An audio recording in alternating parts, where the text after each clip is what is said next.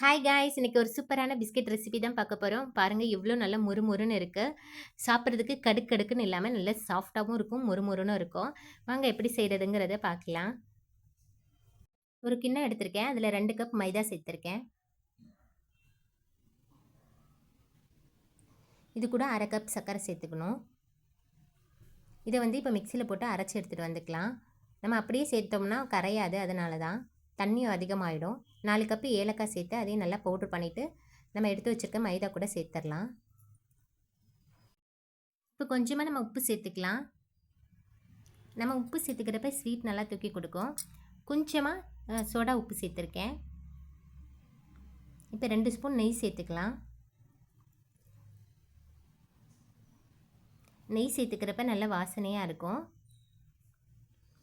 இது கூட 2 ஸ்பூன் எந்த ஒரு ஸ்மெல்லுமே இல்லாத ஆயில் சேர்த்துருக்கேன். நீங்கள் நெய் மட்டுமே வேணாலும் சேர்த்துக்கலாம். இப்போ நல்லா எல்லா இடமும் மிக்ஸ் பண்ணி விட்டுக்கலாம். இப்போ பார்த்தீங்கன்னா நல்லா எண்ணெய் வந்து எல்லா இடமும் மிக்ஸ் ஆகிற மாதிரி நல்லா கலந்து விட்டுட்டேன். இப்போ இதை நல்லா இறுக்கமாக பிடிச்சா இது மாதிரி பிடிக்க வரணும். உதிர்த்தி விட்டால் இது மாதிரி உதிரணும். இது மாதிரி இருக்கணும். இது கூட நம்ம இப்போ தண்ணி சேர்த்துக்கலாம். தண்ணி வந்து நிறைய சேர்க்கக்கூடாது, கொஞ்சம் தான் சேர்க்கணும். ஏன்னா சர்க்கரையிலேருந்து வந்து நமக்கு தண்ணி விட்டு வரும். இப்போ பார்த்தீங்கன்னா உங்களுக்கு நல்லா பிசைஞ்சிட்டு காட்டுறேன். பார்த்தீங்கன்னா இது மாதிரி சாஃப்டாக இருக்கணும். ஆனால் ரொம்ப தண்ணியாக இருக்கக்கூடாது. இது ஒரு 10 நிமிஷத்துக்கு மூடி போட்டு வச்சிடலாம்.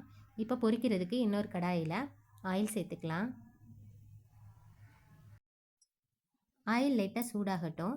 நம்ம பிசைஞ்சு வச்ச மாவு வந்து ஒரு 10 நிமிஷம் ஆயிடுச்சு. அதுலேருந்து இந்த அளவுக்கு பெருசாக மாவு எடுத்துக்கோங்க. எடுத்து இந்த மாதிரி தேய்ச்சி எடுத்துக்கோங்க. ரொம்ப மெல்லிசாவும் இல்லாமல் ரொம்ப மொத்தமாகவும் இல்லாமல் இந்த மாதிரி இருக்கணும். பாருங்கள் காட்டுறேன் நான் உங்களுக்கு.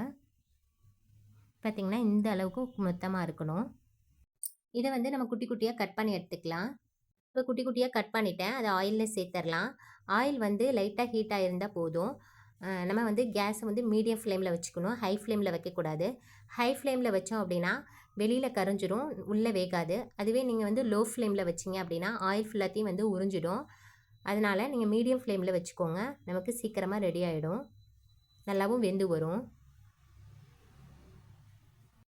இப்போ பார்த்திங்கன்னா நமக்கு நல்ல கலர் மாதிரி வந்துருச்சு, வெந்துருச்சு. நம்ம எடுக்கிறப்ப ஆனால் சாஃப்டாக இருக்கிற மாதிரி இருக்கும். ஆனால் கொஞ்சம் நேரம் கழித்து பார்த்திங்கன்னா நல்லா மொறுமொறுன்னு ஆகிடும்.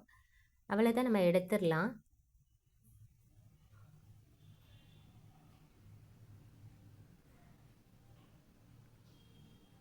பாருங்கள் நல்ல விரிசல் விட்டு வெந்து வந்திருக்கு. இது மாதிரி நல்ல விரிசல் விட்டு வேகணும். அப்போ தான் இந்த பிஸ்கெட் நம்ம சாப்பிட்றப்ப நல்ல மொறுமொறுணும், நல்ல கிறிஸ்பியாகவும் இருக்கும், சாஃப்டாகவும் இருக்கும், ரொம்ப ஹார்டாக இல்லாமல் இருக்கும். பாருங்கள் போட்டு எல்லாத்தையும் எடுத்துட்டேன். இப்போ அடுத்த பேட்ச் நம்ம போட்டு எடுத்துக்கலாம். நமக்கு போடுறப்ப ஒட்டி இருக்கிற மாதிரி தான் இருக்கும். நமக்கு வெந்ததுக்கப்புறம் அது நல்லா பிரிஞ்சு வந்துடும்.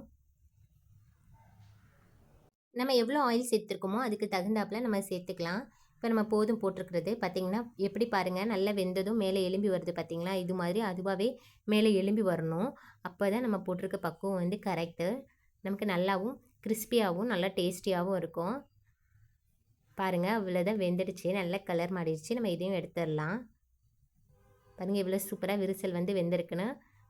கடையில் வாங்கினா எப்படி இருக்குமோ டேஸ்ட்டு அதே மாதிரியே இருந்துச்சு. பர்ஃபெக்டாக வந்துருந்தது. கன்ஃபார்மாக ட்ரை பண்ணி பாருங்கள். இதை வந்து நம்ம சீடை மைதா பிஸ்கெட் அப்படின்னு சொல்லுவோம்.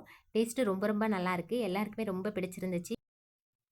பாருங்கள் நல்லா மொறுமொறுன்னு வந்திருக்கு. பார்க்குறதுக்கு இவ்வளோ அழகாக இருக்குது பாருங்கள். டேஸ்ட்டு சூப்பராக இருந்துச்சு. கன்ஃபார்ம் ட்ரை பண்ணி பாருங்கள். எல்லாருக்கும் ரொம்ப பிடிக்கும். நான் சொன்ன அதே அளவுகளில் ட்ரை பண்ணுங்கள். பர்ஃபெக்டாக கடையில் இருக்கிற மாதிரி அதே டேஸ்ட்டில் உங்களுக்கும் வரும். இந்த வீடியோ உங்களுக்கு பிடிச்சிருந்துச்சுன்னா லைக் பண்ணுங்கள், ஷேர் பண்ணுங்கள், கமெண்ட் பண்ணுங்கள். மறக்காமல் நம்ம சேனலை சப்ஸ்கிரைப் பண்ணிக்கோங்க. தேங்க்யூ.